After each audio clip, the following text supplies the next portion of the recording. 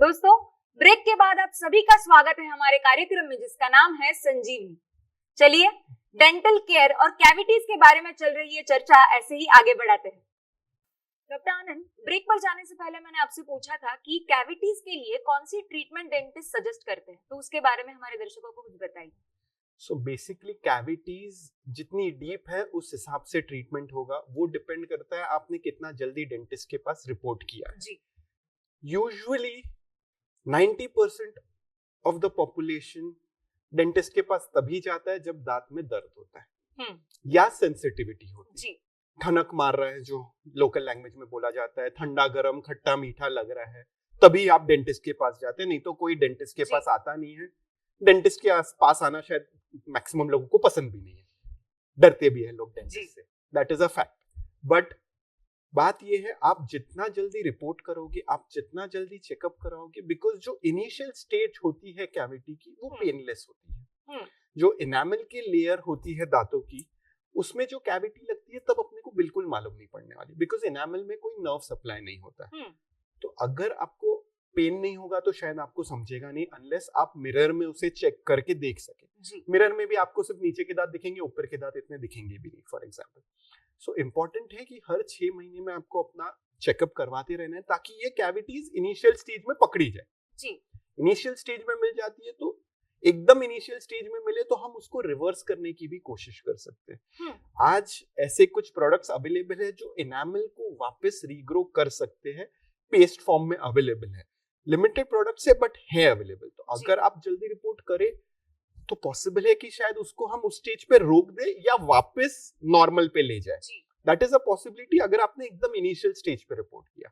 अगर कैविटी थोड़ी डीप हो गई है और वो डेंटिन के लेयर तक पहुंच गई है, जब कई पेशेंट्स को सेंसिटिविटी की कंप्लेन होने लगती है तो उसमें फिलिंग्स की जाती है।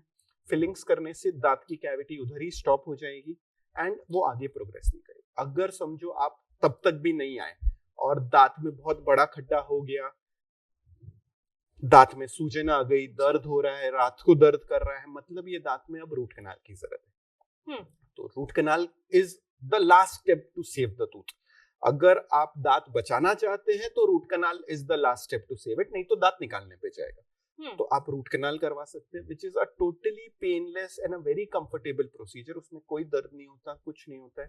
प्रॉपर एनेस्थीसिया यूज किया जाता है, एकदम प्यार से हो जाता है। कोई पहले रूट कैनाल बहुत एक फियर्ड ट्रीटमेंट था।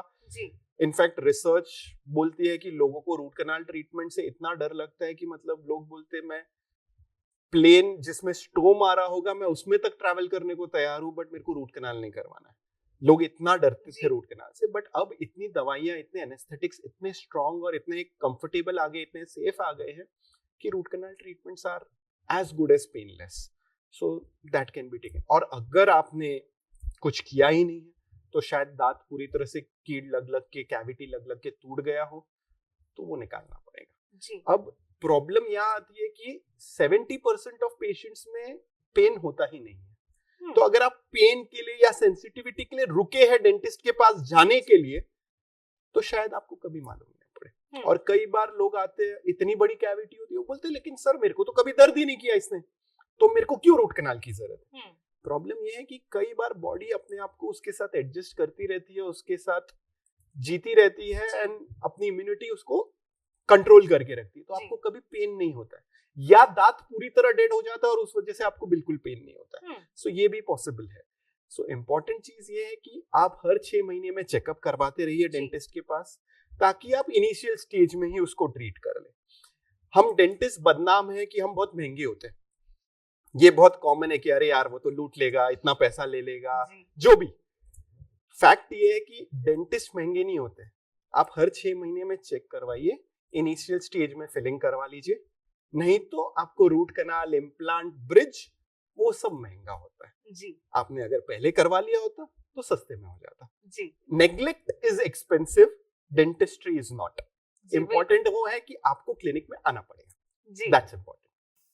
डॉक्टर, अभी आपने रूट कैनाल के बारे में कहा, तो जब रूट कैनाल हो रहा होता है या फिर करना जरूरी होता है, तब जो मरीज होता है, जो पेशेंट होता है, उसको किस तरह की सावधानियां बरतना जरूरी होता है? सो जैसे अगर आपका रूट कैनाल ट्रीटमेंट चल रहा है तो ट्रीटमेंट से पहले एटलीस्ट अपॉइंटमेंट के पहले आपको डिसेंटली अच्छा खाना खा के जाना है। बहुत ज्यादा पेट भर के नहीं खाना है। आपका अगर सुबह 10 बजे का अपॉइंटमेंट है तो 9 बजे तक मैं हमेशा पेशेंट को बोलता हूँ नॉर्मल से थोड़ा ज्यादा ब्रेकफास्ट कर लीजिएगा, बट बहुत ज्यादा मत कीजिएगा। और 1 घंटे कुछ मत खाइएगा। मतलब अगर 10 बजे है तो 9 बजे तक जो खाना है खा लीजिए, 9 से 10 कुछ मत खाइए। क्यों? क्योंकि जब आप क्लिनिक में जाएंगे तब उधर आपको एनेस्थीसिया दिया जाएगा, और एनेस्थीसिया देने के लिए हम प्रेफर करते हैं कि पेशेंट ने कुछ खाया हो, क्योंकि नहीं तो कभी कभी हाइपोग्लाइसीमिया हो सकता है, मतलब बॉडी का ब्लड का ग्लूकोज लेवल कम हो सकता है, जिससे पेशेंट को चक्कर आ सकता है। तो वो सबसे इंपॉर्टेंट चीज है बिफोर एन अपॉइंटमेंट। अगर आपका रूट कैनाल का अपॉइंटमेंट है तो सबसे पहले उस चीज पे ध्यान रखिए। बाकी गूगल मत कीजिए। आज की तारीख में मोबाइल सबके पास अवेलेबल है, knowledge is easily available, but knowledge से ज्यादा हाफ नॉलेज बहुत ज्यादा डेंजरस होती है। So trust your doctor. जो भी आपको ट्रीट कर रहे हैं वो 5 साल 8 साल उन्होंने पढ़ाई की है। For example root canal specialist बनने के लिए हमको बीडीएस के बाद और 3 साल पढ़ना पड़ता है, तो उन्होंने और 3 साल पढ़ाई करके नॉलेज गेन की है। ट्रस्ट कीजिए उनको, वो जो गाइडेंस दे रहे हैं वो फॉलो कीजिए। आपको एनेस्थीसिया दिया जाएगा जिसका असर कम से कम 3 से 4 घंटे रहता है। तो आपको बहुत इंपॉर्टेंट मीटिंग्स या ऐसी चीजें नहीं रखनी है जहां आपको बात करनी पड़े, क्योंकि कई बार गलती से आप गाल, होठ, जीभ चबा सकते हैं। अब ये मैं हर पेशेंट को बोलता हूँ, बट मेरा भी जब अक्लदार निकाला था मैंने भी अपने होठ को चबा लिया था। मालूम नहीं पड़ता है बिकॉज वो नम होता है, तो अपने को समझ नहीं आता है। नहीं तो सोच सकते अरे मैं नहीं चबाऊंगा, मुझे तो मालूम है, मैं इतना तो कर लूंगा। So don't be over confident, वो हो जाता है। और अगर हो गया, बाइट कर लिया, तो जो अल्सर बनेगा ना वो आपके आने वाले 5-7 दिन बहुत बुरे निकालेगा, क्योंकि नमक मिर्ची सब जलेगा उसमें। वो रूट कैनाल तो आपको तकलीफ नहीं देगा, बट ये दर्द देगा। और जब तक ट्रीटमेंट खत्म नहीं होता है रूट कैनाल वाले दांत का, कोशिश कीजिए उस साइड से खाना थोड़ा कम खाइए, सॉफ्ट खाइए। ऐसा नहीं कि उस साइड को पूरा बंद कर देना है। कई लोग वो करते हैं कि हम उस साइड से खा ही नहीं रहे, जो भी गलत है। मैं उसका भी कारण आपको समझाता हूँ। क्या होता है कि जो हम खा रहे हैं उसकी नेचुरल ईटिंग की वजह से भी दांत साफ होते रहते हैं, बिकॉज फ्रिक्शन हो रहा है, दांत एक दूसरे को लग रहे हैं। खाना अगर आपका फाइबरस खाना है तो वो दांत पे रब हो रहा है, चीक्स, टंग रब हो रहे हैं, थूक निकल रही है, तो वो एरिया नेचुरली भी क्लीन होता रहता है। अगर आपने उस साइड से खाना बंद कर दिया, एक रूट कैनाल चल रहा था उसकी वजह से, या कोई दांत में कीड़ लग गई थी उसकी वजह से, तो ये होगा कि बाकी के जो 15 दांत है उस साइड के, उनमें वो नेचुरल क्लीनिंग बंद हो गई है। और जैसे पहले के जमाने में अपने दादा परदादा बहुत कुछ रॉ खाते थे, salads was a major component of the diet, जो आजकल बहुत कम हो गया है। हम लोगों को सॉफ्ट खाना पसंद है, हमको नूडल्स पसंद है, पास्ता पसंद है, राइस पसंद है, जो भी हम सॉफ्ट खाते हैं, बॉइल्ड खाते हैं, सब कुछ। तो वो फ्रिक्शन ऑलरेडी कम है, और वो भी अगर आप अपनी बॉडी को फ्रिक्शन नहीं दे रहे तो वो नेचुरल क्लीनिंग भी कम हो रही, तो बाकी के दांत भी अफेक्ट हो रहे हैं। So please don't stop eating totally from that side. Soft खाइए बट खाइए, एंड जब तक ट्रीटमेंट कंप्लीट नहीं होता है उधर से पूरा कड़क मत खाइए। जब आपका रूट कैनाल हो गया, फिलिंग हो गई, उस पे कैप लग गई या फाइनल फिलिंग हो गई, उसके बाद में नेचुरल खाना खाइए, नथिंग अननेचुरली हार्ड। अब आप अगर कोल्ड ड्रिंक की बोतल खोलने जाएंगे तो भाई वो दांत भगवान ने उसके लिए नहीं बनाए थे। अखरोट तोड़ने जाएंगे तो भाई भगवान ने दांत उसके लिए नहीं बनाए थे, तो वो मत कीजिए। बाकी ऑल गुड। ऐसे कोई बहुत ज्यादा परहेज की जरूरत नहीं है। Don't be too conscious also. लोग बहुत कॉन्शियस हो जाते हैं जिसमें भी नुकसान है, तो दोनों ओवर नहीं करना है, अति दोनों तरफ नहीं होनी चाहिए। बैलेंस मेंटेन कीजिए तो कोई तकलीफ नहीं। जी डॉक्टर, अभी आपने कहा कि लोग ओवर कॉन्शियस हो जाते हैं, तो ऐसे ही मैंने सुना है कि जैसे दांत साफ ना करने से उनमें कैविटीज हो जाती है, उनको तकलीफ हो सकती है, वैसे ही कई बार लोग ज्यादा ब्रशिंग कर लेते हैं, तो उसकी वजह से भी क्या दांतों को तकलीफ हो सकती है? Yes, very very good question. ये भी कॉमन है, क्योंकि अब नहीं किसी को देखा है सफर करते हुए, मेरे भाई को, बहन को, मम्मी को, पापा को, मुझे कैविटीज नहीं चाहिए, तो वो ओवर ब्रश करते हैं। अब ये चीज एक मैंने नोटिस की है कि अपन जो हिंदी में या मराठी में बात करते हैं, तो एक टिपिकली मैंने नोटिस किया, दांत घस लिए क्या, ये एक टिपिकल वर्ड है, मराठी में तो है ही, दांत घासले का। घसना जब आता है ना तो एक टेंडेंसी होती है जोर से करना। कोई भी चीज को घसना मतलब अपन जोर से ही समझते हैं, और अपन जोर से ब्रश करते हैं। अपन किसी और का गुस्सा अपने दांतों पे निकालते हैं, जो नहीं होना चाहिए, बिकॉज जोर से करने में दांत कोई ज्यादा साफ नहीं होने वाले।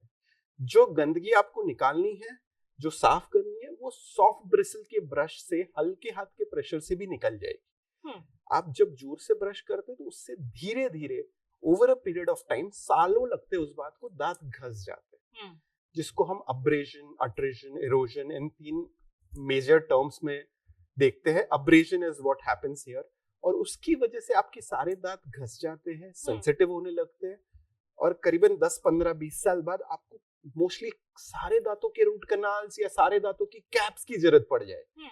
तो मैं वही पेशेंट्स को बोलता हूँ, भाई आप तो अच्छा काम कर रहे थे बट उसमें भी आपका नुकसान हो गया, ज्यादा कर लिया। ज्यादा कर लिया। तो वो गुस्सा मत निकालिए, सबसे इंपॉर्टेंट चीज।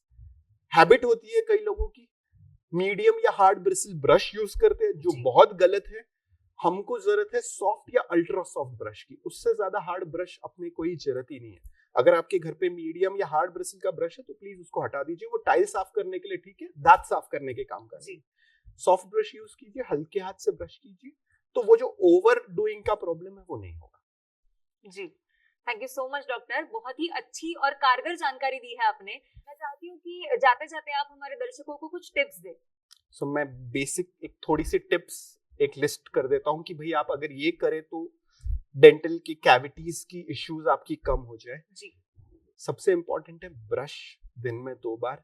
एक चीज जो अपने डिस्कशन में पहले नहीं आई वो है कि फ्लोराइड कंटेनिंग पेस्ट यूज करना है। फ्लोराइड दुनिया भर में प्रूवन है पिछले 100 सालों से कि वो सबसे इंपॉर्टेंट चीज है कैविटीज प्रिवेंट करने में, क्योंकि फ्लोराइड इज लाइक अ बैंडेड, आपके दांतों को वो थोड़ा हार्ड बनाएगा। नहीं तो एनामल जो बन गया उसको बॉडी चेंज नहीं कर सकता, वो एक बार बन गया खत्म हो गया, बॉडी उसको रिपेयर नहीं कर सकता, कुछ नहीं कर सकता। हम एक्सटर्नली रिपेयर करने की कोशिश कर सकते हैं जी। तो फ्लोराइड कंटेनिंग पेस्ट यूज कीजिए, फ्लॉस कीजिए दिन में 1 बार एटलीस्ट, टंग क्लीन करनी है, एंड आपकी डाइट बहुत इंपॉर्टेंट है। फ्रीक्वेंटली खाना मत खाइए, ज्यादा मीठा मत खाइए। आपको मीठा खाना है, एक बार में जितना खाना है खा लीजिए, फिर ब्रश कर लीजिए। इंपॉर्टेंट ये है कि भाई अगर आपको स्वीट टूथ है, जैसे हम बोलते हैं कि I have a sweet tooth, तो भाई आप जितना लेना है ले लीजिए, खा लीजिए, उसके बाद में ब्रश कर लीजिए। सो आपकी टंग भी सेटिस्फाई हो गई, आपका मन भी सेटिस्फाई हो गया, और आपका ओरल हाइजीन भी मेंटेन हो गया। इंपॉर्टेंट ये है कि वो मीठा मुंह में रहना नहीं चाहिए। ये बेसिक चीजें की, और एक सबसे इंपॉर्टेंट, जैसे मैंने कहा कि इनिशियल स्टेजेस में डीके को, कैविटी को कैच करना इंपॉर्टेंट है, जिसके लिए आपको डेंटिस्ट के पास जाना पड़ेगा एवरी 6 मंथ्स। अगर उतना नहीं होता है तो एटलीस्ट एवरी ईयर कोशिश कीजिए, अपने नियर बाय डेंटिस्ट को दिखाइए। अगर वो कुछ कैविटीज में फिलिंग सजेस्ट करते हैं, अगर आपको पेन नहीं है तो भी करवा लीजिए। पेन के लिए अगर आप रुक रहे हैं मतलब वो डीप हो गया और फिर वो रूट कैनाल पे जाएगा, तो वो काम बढ़ता जाएगा, तकलीफ बढ़ती जाएंगी, खर्चे बढ़ते जाएंगे, which doesn't make sense. जी, thank you so much doctor, आपने बहुत ही अच्छी जानकारी दी। आप यहाँ पर आए, आपने अपना कीमती समय निकाला, इसके लिए आपका बहुत बहुत शुक्रिया। Thank you. दोस्तों, आई एम श्योर आज के एपिसोड में आपको जो जानकारी मिली है उसका लाभ आप जरूर उठाएंगे। ऐसे कई विषयों पर जानकारी लेने के लिए हम मिलेंगे संजीवनी के अगले एपिसोड में। तब तक अपना ख्याल रखिए।